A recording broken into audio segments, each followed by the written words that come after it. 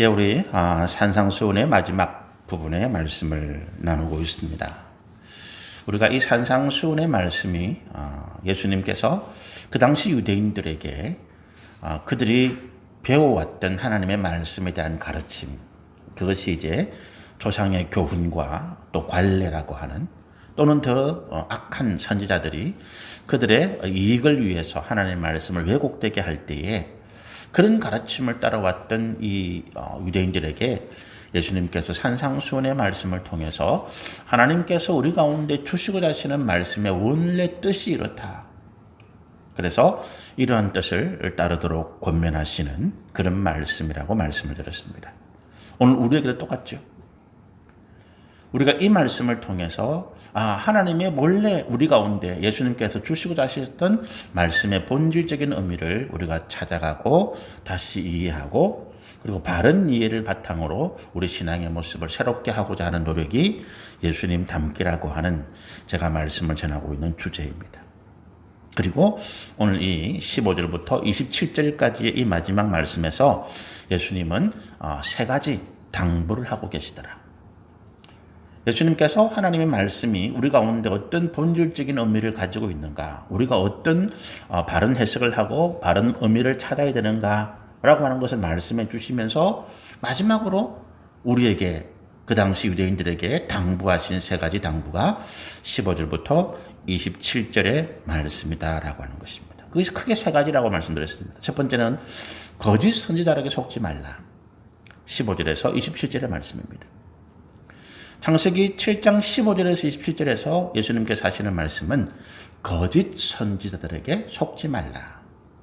그리고 두 번째 당부가 우리가 21절에서 23절의 말씀인데, 자신의 의지를 행하는 자가 되지 말고 하나님의 뜻을 이루라라고 하는 거죠. 그리고 마지막으로 24절부터 27절의 말씀이 이제 우리의 삶의 기초를 반석 위에 두라, 모래 위에 짓지 말라라고 하는 이 세 가지 당부의 말씀을 하고 있습니다. 오늘은 이제 우리가 15절부터 20절에 있는 말씀을 가지고 말씀을 함께 나누시면서 거짓 선지자들이 누군지, 그리고 이 거짓 선지자들을 어떻게 분별하는지, 우리가 거짓 선지자와 관계를 어떻게 해야 되는지라고 하는 부분들을 함께 주님의 말씀을 통해서 은혜를 받고자 합니다. 15절에서 27절의 말씀이 거짓 선지자들에게 속지 말라, 이런 당부의 말씀이라고 들었는데, 우리 15절 말씀을 한번 읽어보실까요? 거짓 선지자들을 삼가라. 양의 옷을 입고 너에게 나오나 속에는 노략질하는 일이라. 예수님께서 이렇게 말씀하시면서 이 15절의 말씀이 거짓 선지자들의 모습과 실상을 이야기합니다. 거짓 선지자를 삼가라라고 하는, 삼가다는 말은 뭡니까? 함께 하지 말고, 가까이 하지 말고, 외면하고 배척하라. 이게 삼가예요. 조심해서, 한문으로 하면 삼갈신자인데, 삼갈신자거든요. 근데 이 삼가다는 말이 우리 스스로 조심해서 그들과 멀리하고, 그들을 떠나고, 그들과 함께 하지 말라라고 하는 것이 이 삼가다는 말입니다. 내가 삼가해야 할 대상이 나를 해롭게 하고 나를 정결하지 못하게 악한 것과 부정한 것 가운데 나를 가까이 하게 만들기 때문에, 이것 자체가 우리를 범죄로 이끌기 때문에, 멸망의 길로 이끌기 때문에 하나님께서 우리 가운데 말씀하시기를 삼가하라라고 해요. 그래서 이 삼가라는 대상이 거짓 선지자들인데, 이들이 나오는 모습, 그 모습과 그리고 실상에 대해서 15절에 말씀하고 있죠. 양의 옷을 입고 있다라고 하는 것입니다. 양의 옷이라는 건 뭡니까? 우리가 양이라고 하는 동물, 성경에서 양은 누구를 비유하고 은유하는 동물인가 하면 하나님을, 예수님을 따르는 하나님의 백성들을 양이라고 표현하고 있잖아요. 그러니까 이 거짓 선지자들이 겉으로는 하나님을 잘 믿고 예수님을 잘 섬기는, 교회에 열심으로 충성하고 헌신하고 봉사하는 것과 같은 그런 모습으로 하고 있다는 것입니다. 어떻게 보면 더 열심을 내는 존재들. 그래서 교회 안에 섞여 있는, 믿음이 좋은 사람들 가운데 함께 섞여 있는 자들 가운데 거짓 선지자들이 있다라고 하는 것을 주님이 말씀하시는 거죠. 한눈에 보아서 이거는 가짜다 진짜다 구분해낼 수가 없다는 거예요. 겉모습은 양이라는 것입니다. 그러나 그 속에는 뭐가 있습니까? 노략질하는 일이다. 양의 모습을 하고 와서 우리가 믿을만 하고 같이 삶을 나누고 은혜를 나누고 서로가 서로에게 부족한 것을 채우고 신뢰하는 관계가 될 때 그것을 이용해서 우리를 삼키려고 우리를 해치려고 하는 자들이 바로 이와 같은 거짓 선지자들이다라고 하는 것입니다. 그래서 그들은 양의 모습을 하고 우리 가운데 나온다라고 하는 것입니다. 그러나 그 실상은 노략질하는 일이다라고 하는 것입니다. 우리가 거짓 선지자에 대한 이 실상과 모습을 15절에 말씀하고 있는데 이 거짓 선지자라고 하는 것은 이제 구약 시대의 표현이죠. 선지자는 구약 시대니까. 그런데 지금 현대 신약에서는 거짓 교사라고 하는 표현을 씁니다. 베드로전서 2장 1절이나 사도 바울의 여러 가지 서신서 가운데 거짓 교사에 대한 어떤 경계 또 거짓 교사에 속지 않도록 성도들을 권면하는 말씀이 참 많습니다. 이 거짓이라는 것, 선지자, 교사는 어떤 직분입니까? 선지자라고 하는 직분은 하나님 앞에 받은 말씀, 앞선 자 그리고 알지 자거든요. 먼저 하나님 앞에 그들이 말씀을 받아서 가지고 있다가 하나님의 백성들에게 때가 되어서 전달해주고 가르쳐주고 인도해주는 직분을 받은 사람들이 선지자입니다. 교사는 하나님의 백성들에게 하나님의 말씀의 의미, 우리가 지켜야 할 하나님의 교훈들을 자세하게 풀어서 가르쳐주는 사람들을 교사라고 합니다. 그래서 구약시대의 선지자는 굉장히 중요한 직분이고 존경과 신망을 한 몸에 받는 사람들. 또 이 교사라고 하는 신약시대의 직분도 우리 사도행전부터 이 교사라는 직분이 나와 있는데 이 교사가 교회에서 단순히 우리가 지금 말하는 주일학교 교사가 아니라 목회자에 준하는 목사의 중요한 어떤 직분 가운데 우리가 해야 할 업무 가운데 목사의 중요한 직분 가운데 한 가지가 뭐냐 하면 가르침이거든요. 설교라는 것도 사실은 가르침이잖아요. 설교가 말로서 교자 가르친다는 거거든요. 글로서 가르치는 것이 아니라 목사가 주일 예배 때 강단에서 하나님께 받은 말씀을 그 자신의 말로 가르치는 것이 설교라고 하는 것입니다. 그러니까 우리가 사도행전이나 아니면 이제 우리가 이 바울 서신의 교사들에 대한 내용을 보면 이 교사는 단순하게 그냥 우리 주일학교에 아이들을 가르치는 교사 그런 의미가 아니라 교회의 지도자, 교회에서 목회를 하고 있는 자들을 교사라고 그렇게 표현하고 있다는 것입니다. 오늘날 목사들, 전도사들, 전도자들, 선교사들 이런 의미를 가진 의미가 교사입니다. 그런데 그들이 거짓되다라고 하는 거예요.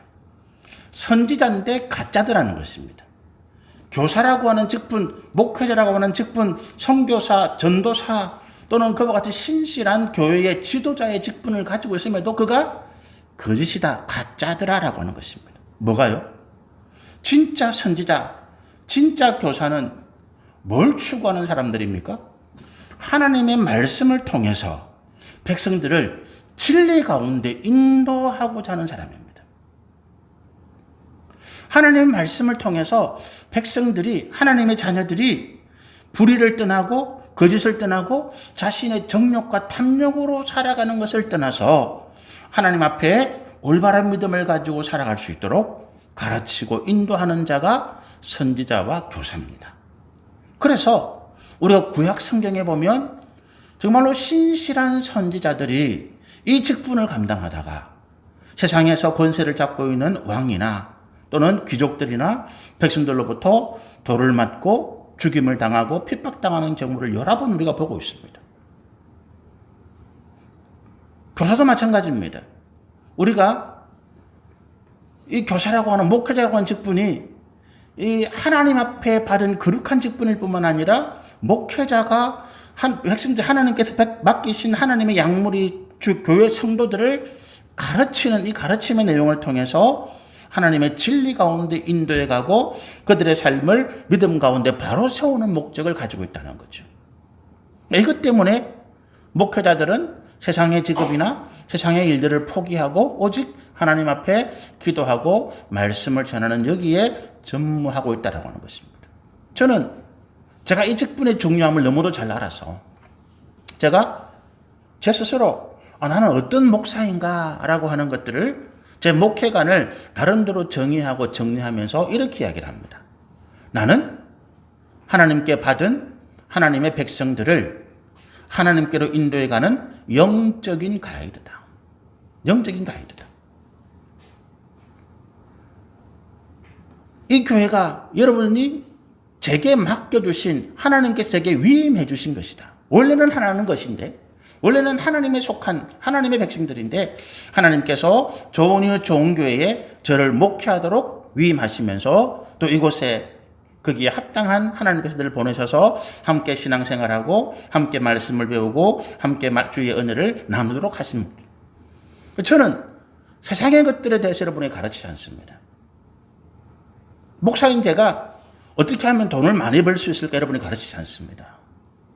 어떻게 하면 세상에서 성공하고 어떻게 하면 국회의원 대통령으로 당선되고 그런 것을 제가 가르치지 않습니다. 어떻게 아이들을 가르치면 서울대학에 입학시킬 수 있나 제가 여러분이 그런 걸 가르치지 않습니다. 저는 영적인 가이드이기 때문에 그렇습니다. 영적인 원리. 하나님께서 우리가 무슨 영적인 이 말씀들을 제가 가르치고 이 영이 바로 될 때 우리 육이 잘 되는 그 원리를 제가 여러분에게 가르쳐주고 그리고 그 말씀을 통해서 궁극적으로 여러분이 하나님을 바라볼 수 있도록 하나님께 나아갈 수 있도록 저는 가이드로서 역할을 한다는 거예요. 가이드는 우리가 해외여행이나 아니면 어디 여행 갈 때 가이드가 자기 역할이 끝나면 가이드가 빠이빠이 하는 거잖아요. 그렇잖아요.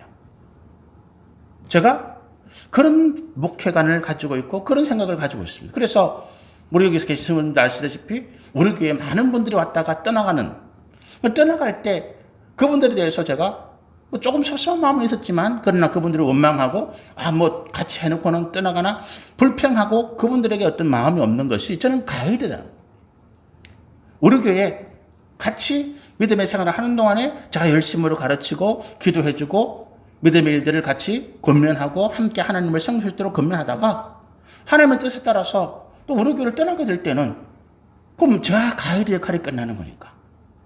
거기에 대해서 제가 더 이상 어떤 마음을 쓰거나 불편하거나 원망할 필요는 없는 거죠. 다만 그분들이 하나님께 향하는 그 걸음이 변하지 않도록 계속해서 기도할 뿐입니다.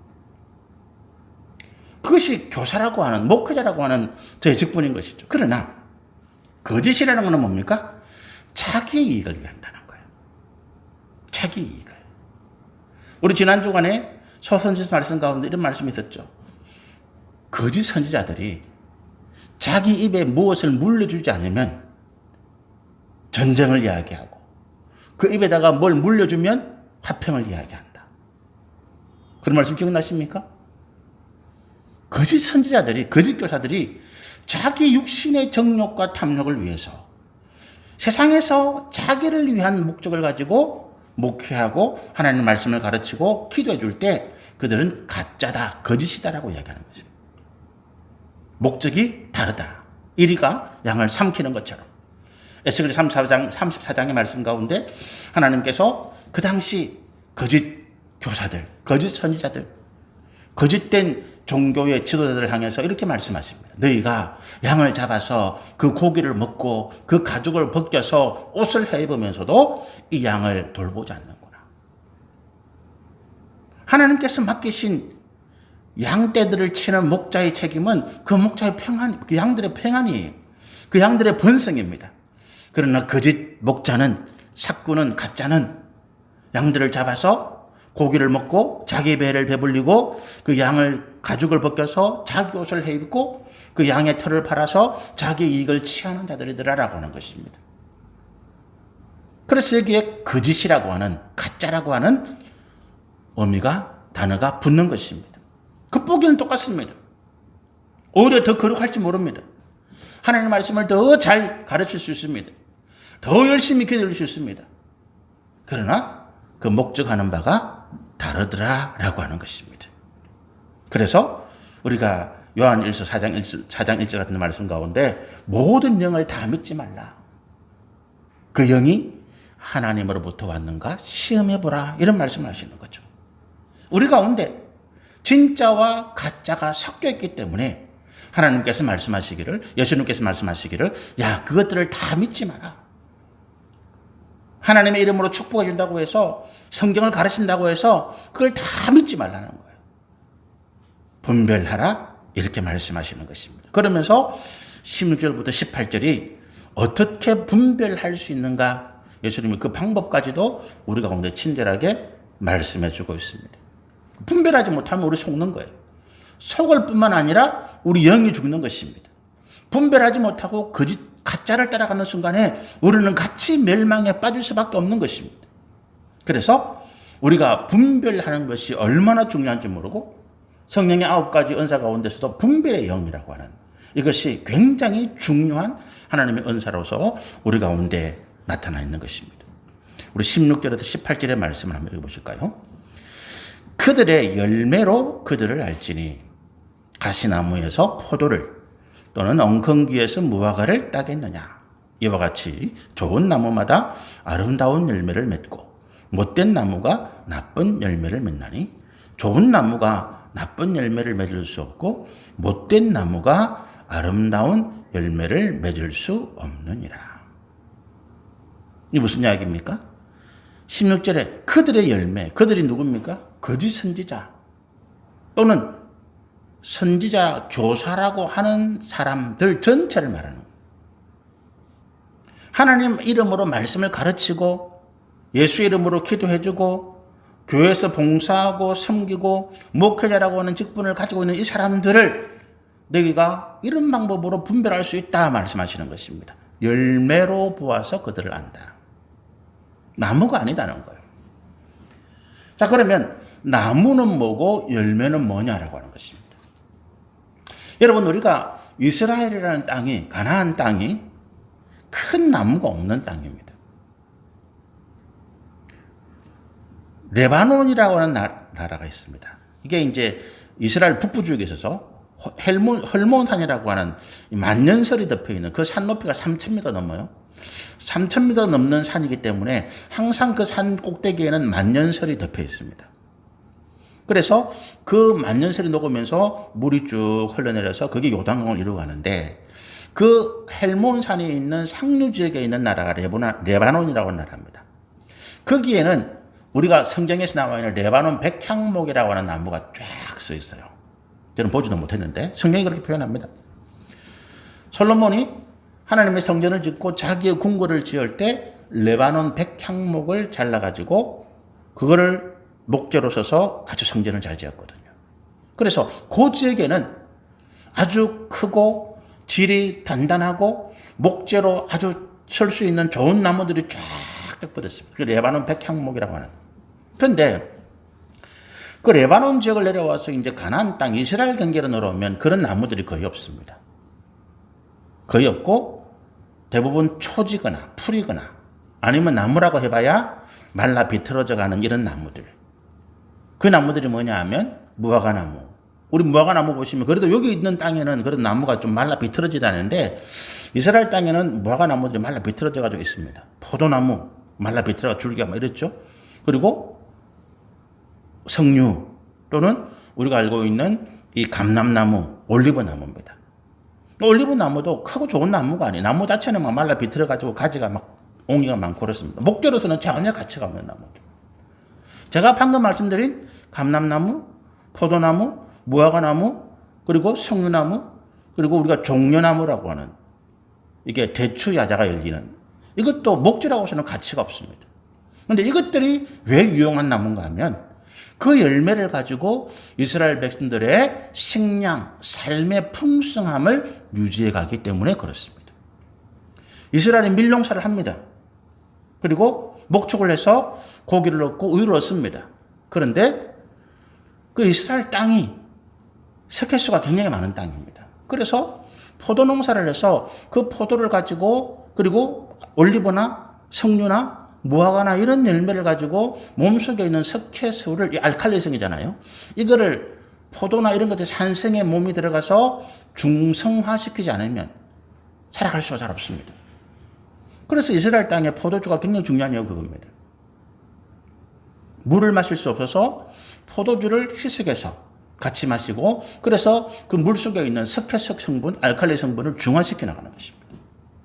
그리고 굉장히 중요한 식량입니다. 금포도, 무화과 나무 말린 것, 그리고 올리브는 거기에 기름을 짜고, 그렇게 해서 단백질이나 지방이나 몸속에 중요한 영양분을 얻고 살아가는 것이 이 과일들입니다. 그것이 이스라엘에 굉장히 중요한 작물들입니다. 그걸 키우는 거예요.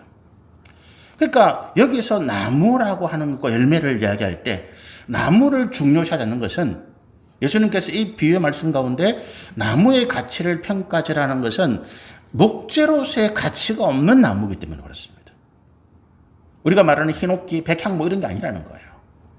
이 나무들은 목재로서의 가치는 전혀 없고, 다만 그 나무를 잘 키워서 거기에서 좋은 열매, 무화과, 석류, 그리고 포도 또는 감람나무, 이런 것, 감람열매, 이런 것들을 얻기 위해서 키우는 열매, 나무이기 때문에 나무보다도 열매를 봐라라고 하는 것입니다.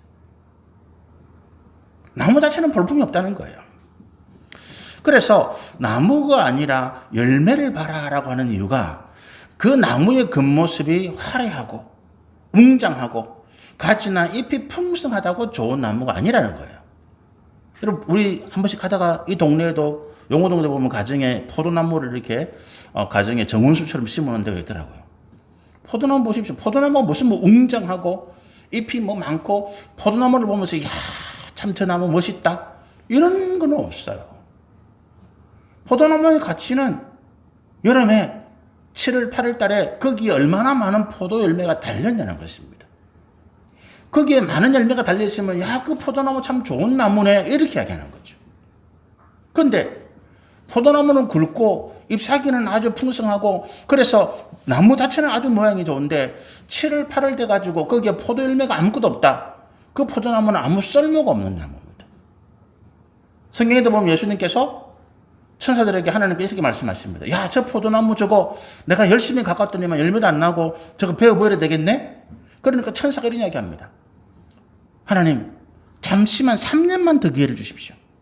저희들이 구덩이를 파고 거름을 주고 나무를 잘 가꿔가지고 좋은 열매가 맺도록 애써보겠습니다. 그래도 안 되면 그때 저 나무를 베어버립시다. 무슨 이야기입니까? 포도나무, 그리고 감람나무, 올리브, 그 다음에 무슨 뭐 무화과, 석류, 이런 것들은 열매를 맺지 않으면 가치가 없다라고 하는 것입니다. 우리는 나무를 본다는 거예요. 그러나 하나님은 열매를 보시더라, 그 이야기죠. 나무는 외관을 말합니다. 열매는 뭡니까? 그가 하나님 앞에 믿음으로 헌신하고 자기의 가진 직분에 충성하고, 또 그리고 최선을 다해서 섬겨나감으로써 하나님께서 받으실 만한 계획하신 목적대로 이루어지는 하나님의 나라와 그 의가 넘쳐나는 이런 것을 말하는 거죠. 그런데 착각하지 않으시면 좋겠습니다. 목회자 열매는 뭡니까? 제가 목사인데 목사의 열매는 뭐예요? 교회가 부흥하고 제가 목회하는 교회 성도들이 수천 명, 수만 명 되는 것이 열매가 아닙니다. 그렇게 착각하시면 안 돼요. 그거는 세상적인 관점이죠.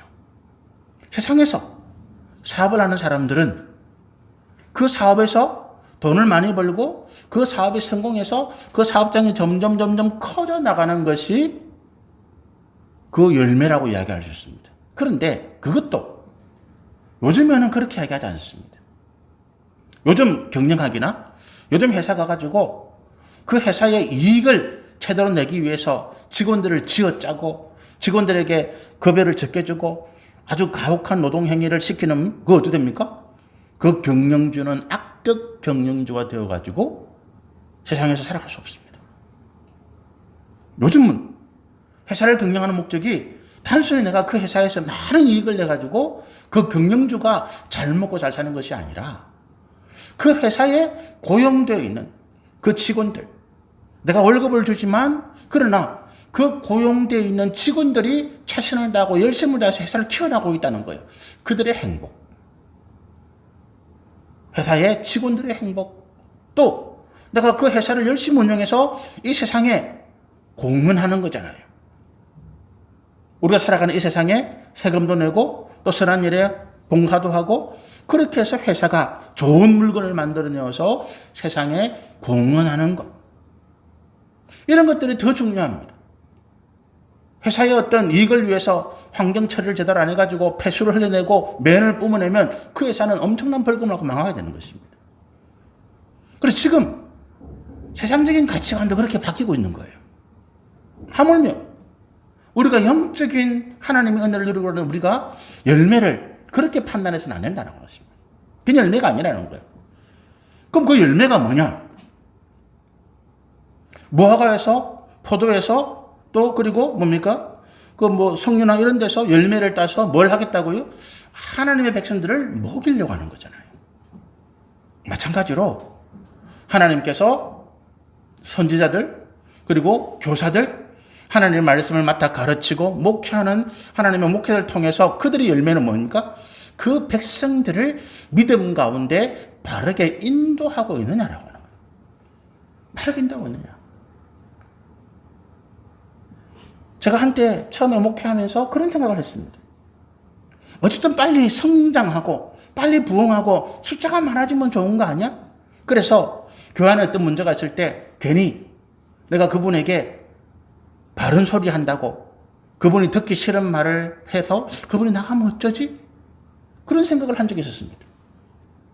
설교를 준비할 때도 저분이 이런 소리를 싫어하는 것 같던데 내가 이런 소리를 하면 안 될까? 이런 이야기. 그리고 대표적인 이야기 이런 거 있었습니다. 성경에 과부 이야기가 많이 나오잖아요. 근데 어느 날 한 분이 저에게 이런 이야기를 합니다. 목사님, 우리 교회 혼자 되신 분이 많은데 자꾸 과부 이야기 하시면 그분들이 싫어합니다. 그래서 앞으로 설교하실 때 과부 이야기는 안 하시는 게 좋겠습니다. 그분은 저를 위해서 한 이야기예요. 근데 목사가 교회에 혼자 되신 분이 많다고 과부에 대한 이야기를 안 하고 부자가 많다고 부자를 책망하는 이야기를 안 하고 가난하다고 가난한 머린 이야기를 안 하고 장애인이 있다고 장애인에 대한 이야기를 안 하면 그럼 뭘 이야기한다는 거예요. 그분은 저를 위해서 그런 이야기를 하고 저도 처음에는 그래 그 조심하는 게 맞겠네라고 생각했는데 지나가 보니까 그것이 하나님께서 목회자에게 우리 하나님 백성들에게 원하는 것이 아니더라라고 하는 거예요. 그게 열매라고 하는 거예요. 제가 부흥을 꿈꾸고 교회 성장을 바라면 그런 이야기를 안 해야 되죠. 그런데 그게 목회자에게 바라는 하나님의 열매가 아니더라라고 하는 것입니다. 우리 성도들이 하나님 진리의 말씀을 떠나서 범죄하고 악한 일을 행하고 있을 때 괜히 내가 이런 이야기 했다가 우리 성도들이 떠나고 헌금 안 하고 그럼 남 손해지? 눈 감고 이건 아니라고 하는 거예요.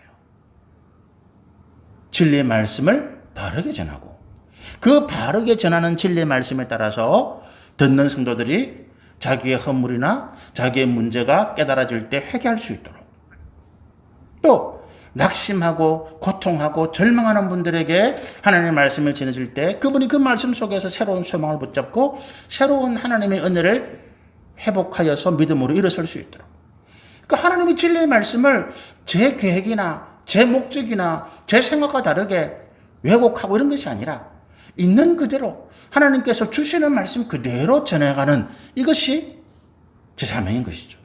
그러면서 그 가운데 우리 성도들이 믿음으로 바로 서가고 하나님 앞에 거룩한 사명을 회복해 나가고 그 삶에서 하나님의 나라와 그 의를 이루어간다면 숫자와 상관없이 하나님께서 저에게 너 잘했다라고 칭찬하시리라 저는 그렇게 믿는 거죠. 그게 제 열매라는 거예요. 목사의 열매는 교회 성도, 교회 사이즈 이게 열매가 아니라 그가 지금 얼마나 하나님 앞에서 진실하고 정직하고 성실하게 하나님의 말씀을 전하고 가르치고 성도를 대하고 있는가라고 하는 거죠. 그리고 그 삶이 성도들 보기에 본이 될 만한 모습인가라고 하는 것이 하나님께서 보시는 열매라고 하는 것입니다. 그것이 열매다는 거예요. 그리고 말씀해 보면 우리가 판배라는 기준을 네 가지 성경 전체를 통해서 찾아볼 수 있는데 그 네 가지를 제가 하나하나 말씀드릴 테니까 한번 잘 살펴보시면 좋겠습니다. 첫 번째는 그들의 열매를 거짓인가 진짜인가를 구분할 수 있는 네 가지인데 첫 번째는 뭐냐 하면 그들과 함께 하고 있는 사람이 누군가라고 하는 거예요. 선교사, 목사, 교사, 무슨 전도사, 열심으로 뭐 복음을 전하고 봉사하는 사람들, 그런 사람들이 지금 누구와 함께 하고 있는가? 그분들 주위에 그분들이 같이 밥 먹고 같이 차 마시고 같이 여행 가고 같이 어울리고 같이 기도하는 사람들이 누군가? 세상에 명예와 권세와 재물을 따르는 사람들이 모여 있다면 아니다. 없을 수는 없으나 그런 분들을 의도적으로 모으고 따라가는 거라면 아니다라고 하는 거예요. 그렇죠? 그런 사람들이 없을 수 없습니다. 그렇잖아요. 그러나 의도적으로 내가 이 땅에 명예와 권세와 재물 있는 사람들을 찾아다니면서 우리 교회 오세요. 우리 목사님 좋은 분이에요. 기도 받으세요. 이거는 아니다라는 거죠. 그럼 어떤 사람들? 예수님께서 가난하고 병들고 소외된 사람들을 찾아다니시면서 그들에게 위로하시고 그들에게 하나님 은혜를 주시고 그들의 삶을 회복하신 것처럼 우리는 의도적으로 내 주변에 내가 밥 먹을 때, 차 마실 때, 같이 교제할 때 힘들고 고통스럽고 어려운 사람들을 불러서 같이 이야기하고 위로해주고 소망을 주고 도울 거 있으면 도와주는 이것이 진짜다. 첫 번째. 내 주변에 지금 누가 있는가라고 하는 거예요. 의도적으로 그런 사람을 피하라, 멀리하라 이런 이야기가 아닙니다. 같이 교제해야지. 그러나 내가 저 사람하고 같이 다니면서 세상에 권세 있고 돈 있고 또 명예가 있는 사람들 다면 나도 그 덕을 좀 볼까? 이렇게 기웃기웃하는 것은 아니다라는 거죠. 가난하고 병들고 소외되고 어려움 가운데 있는 사람들을 찾아보라는 거예요. 그럴 때 나는 진짜다. 두 번째, 그들이 추구하는 목적이 뭔가라고 하는 거예요. 목적이 뭔가 하는 거죠. 아까 말씀드린 것처럼 내가 세상의 권세와 재물과 명예 있는 사람들을 쫓아다니면서 그 사람들하고 어떻게 하든지 어울리고 애를 쓴다면 저는 뭐를 목적을 가지고 있습니까? 나도 세상에서 돈과 명예와 권세를 목적으로 하고 있는 거예요. 그러나 그거와 상관없이 오히려 돈이 있지만 내가 어떤 세상에서 높은 지위가 있지만 내가 어떤 세상에서 명예를 가지고 있지만 낮은 사람들, 겸손한 곳에서 낮은 사람들을 섬기고 그들과 함께 한다면 나는 목적하는 바가 뭡니까? 나는 세상의 명예와 재물과 권세가 아니라 하나님께서 이 땅 가운데 이루시기를 원하시는 하나님의 그 나라, 그 공의, 그 사랑을 나는 목적으로 하고 있다라고. 세 번째로 그들이 다른 사람을 평가하는 기준이 뭔가라고 하는 거예요. 어떤 사람 평가할 때 목사님들끼리 평가하기도 합니다. 저 목사, 저 교회. 근데 평가할 때 얼마나 큰 교회를 담임하고 있는가? 그 교회 성도가 몇 명인가? 그래서 큰 교회를 담임하고 큰 교회를 목회하는 목사님이라면 아이고 목사님 아니고 어디 시골에서 한두 명 나이 드신 분을 하고 있으면 그거는 뭐 목사 취급도 안 해주고 이건 아니라는 거죠. 사람 평가하는 기준이. 여러분 마찬가지입니다.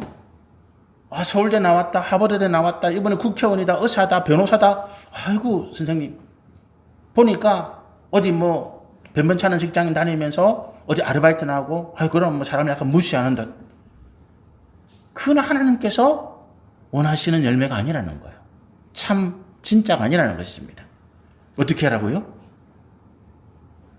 하나님을 향한 그 믿음의 정결함과 진실함과 성실함을 판단하라는 거예요. 돈이 없어도 세상의 지위와 명예가 보잘것 없어도 그가 정말로 하나님을 향한 갈급함 그리고 그 말과 행위가 정결하고 진실하다면 그를 높여주고 그를 칭찬해주고 그를 하나님의 사람으로 인정해주는 이런 사람은 진짜다라고 하는 것입니다. 마지막 네 번째 기준이 뭐냐면 허물과 죄악이 드러날 때 어떻게 하는가라는 거예요. 사람이 실수할 수 있잖아요. 여러분이 저를 보다가 우리 목사님이 참 좋은 줄 알았는데 보니까 뭐 엉뚱해. 그래서 그런 이야기를 제가 몰랐다가 듣고 저를 보니까 진짜 저기 그런 허물이 있어요. 그럴 때 어떻게 하느냐는 것입니다. 요즘 우리 대통령이 미국 가서 욕 한 번 때문에 지금 나라 시끄럽잖아요. 저는 그런 생각을 해요. 욕할 수 있지. 미국 대통령 아니라 뭐라도. 그렇잖아요. 그럼 그 욕한 게 이제 자기들끼리 욕했는데 그게 마이크가 돼 있어가지고 몰랐어. 그럼 어떻게 하면 좋을까요? 저는 바라기를 인정했으면 좋았을 뻔했다. 그때 막 화가 나가지고 미국 대통령이 뭐 그런 글을 안 못해서 제가 화가 나서 그런 말 했는데 참 대통령으로서 해서는 안 될 말을 했다. 죄송합니다. 그럼 끝나는 거예요. 박수 받겠지. 근데 이거를 뭐 말이 아니다, 틀리다, 뭐 우리나라 국회의원은 했다. 이러니까 이제 더 시끄러워지는 거죠. 무슨 문제입니까? 허물과 자기의 죄악이 드러났을 때 솔직하게 인정하고 그것을 자기가 바르게 고칠 수 있는 의지, 결단이 있는 사람은 하나님께서 기뻐하시는 열매가 있는 참 선지자라. 그렇지 않고 변명하고 다른 사람에게 책임을 전가하고 또 자기의 허물을 오히려 감추고 숨기려 한다면 그 사람은 거짓이다, 가짜다라고 하는 거예요. 이 네 가지 기준. 그들이 함께하는 사람이 누군가? 그걸 통해서 목적하는 바가 뭔가? 그들이 다른 사람을 평가할 때 어떤 기준을 가지고 있는가? 자기의 허물과 죄악이 드러났을 때 어떻게 행동하는가? 이거를 보면 좋은 열매인지 나쁜 열매인지를 알 수 있다는 것입니다. 마지막으로 우리가 19절과 20절의 말씀을 읽어보십시다. 아름다운 열매를 맺지 않은 나무마다 찍혀 불에 던져지느니라. 19절이죠. 무슨 말씀입니다. 그러므로 그들의 열매로 그들을 알리라. 이게 무슨 말이에요? 자, 이제 우리가 분별하고 판단해 보니까 가짜더라는 것입니다. 이 가짜에 대해서는, 거짓에 대해서는 하나님 어떻게 하십니까? 나무를 찍어서 그 거짓 선지자, 거짓 교사들을 하나님께서 심판하시고 멸망하신다. 멸망케 하신다, 반드시. 그들의 길이 성공하지 않는다. 이 땅에서는 잘 되고 이 땅에서는 성공하는 것 같이 보일지 모르지만 필리에는 그들의 길은 멸망의 길이고 심판의 길이다. 하나님께서 선포하시는 거예요. 그럼 어떻게 하라고? 우리로 하여금 그들을 떠나라. 이게 오늘 예수님께서 우리 가운데 하시는 이 거짓 선지자들에게 속지 말라고 하신 말씀의 마지막 부분이에요. 떠나라는 거예요. 가짜인 줄 알았어. 거짓인 줄 알았어. 지금까지 보니까 참 훌륭하고 대단히 성공하고 또 우리가 말이나 행동이 참 거룩해서 정말로 그럴 수 없이 훌륭한 분인 줄 알았는데 그 열매를 보니까 아니야. 어떻게 하라고요? 삼가라 그랬잖아요. 떠나라 그랬잖아요. 함께 있다가는 너도 같이 멸망의 길로 갈 수밖에 없다는 것입니다. 떠나라고 하는 것이죠. 그런데 참 우리가 불행하게도 이런 걸 잘 많이 봐요. 인간관계 때문에. 또 자기가 거기에 같이 있음으로써 같은 레벨로 취급되는 명예 있잖아요. 국회의원하고 어울리면 나도 국회의원 된 것 같아. 대통령이나 우리나라 도지사 이런 사람 어울리는 거하고 아니면 저 밑에 있는 사람 어울리는 거 다르잖아요. 벽이 다르다 생각하거든. 가짜인데 거짓인데 그 사람들하고 같이 어울리면 세상에서 나도 그런 사람을 봐줄까 봐. 명예심이나 아니면 자기 이익 때문에 인간관계 때문에 못 떠나는 분들이 허다하더라. 그분들에게 예수님 하시는 말씀은 같이 멸망한다. 몰랐을 때는 핑계라도 있습니다. 하나님 몰랐어요. 그런데 성령이 주시는 지혜를 통해서 알았다는 거예요. 그럼 어떻게 알아? 즉시 떠나라라고 하는 것입니다. 더 이상 그를 따라가지 말라는 거예요. 그 무리와 함께하지 말라라고 하는 것입니다. 예수님께서 제자들을 부르실 때 제자들이 자기 아버지, 자기 친척, 자기 가족 이런 문제를 이야기할 때 예수님 뭐라고 하십니까? 그것들은 내버려두고 너는 나를 따라라라고 말씀하시잖아요. 그 말씀이에요.